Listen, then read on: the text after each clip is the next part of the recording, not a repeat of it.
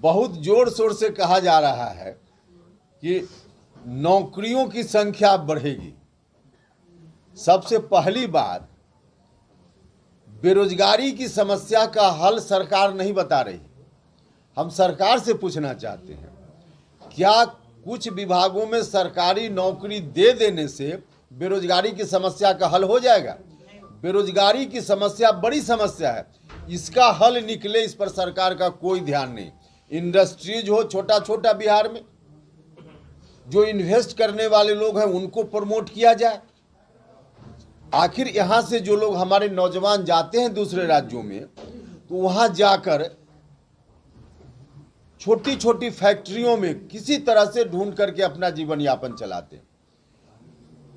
कई बार देखिएगा कि बाहर में जो इंडस्ट्रीज है, मालिक भी उसके कई बार होते हैं बिहार के, मजदूर सब बिहार के, रॉ मटेरियल बिहार से, और वहाँ जो प्रोडक्ट बनता है वह भी बिहार में आकर ही मार्केटिंग उसकी होती है। तो इतना चीज़ बिहार से बाहर बिहार के लोग कर सकते हैं, तो यह काम बिहार में नहीं हो सकता है क्या? बिहार में भी हो सकता है। ऐसा यदि हो तब बिहार में बेरोजगारी की समस्या का हल निकल पाएगा। लेकिन इस पर सरकार का जो बजट आया उसमें कोई ध्यान नहीं, कुछ भी नहीं। और नौकरी की बात है तो पहले से जो बाजाबता वैकेंसी है आप उसको भरने की बात कर रहे हैं और कह रहे हैं कि हम नौकरी दे रहे हैं। बिल्कुल आईवास है, यह जो कहा जा रहा है आईवास है।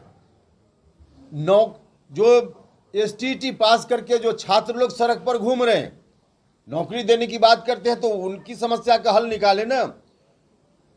सब तरह की पात्रता लेकर और नौजवान लोग पटना की सड़कों पर जाकर लाठी खाता है और आप कह रहे हैं कि हम नौकरी दे रहे हैं। उनकी समस्या का हल निकालें। शिक्षकों के लाखों पद खाली हैं कि नहीं खाली हैं स्कूल में, और फिर नौजवान जिनको वहाँ नौकरी मिलनी चाहिए, योग्यता रखे हुए नौजवान भी घूम रहे हैं और सरकार कह रही है कि हम नौकरी दे रहे हैं।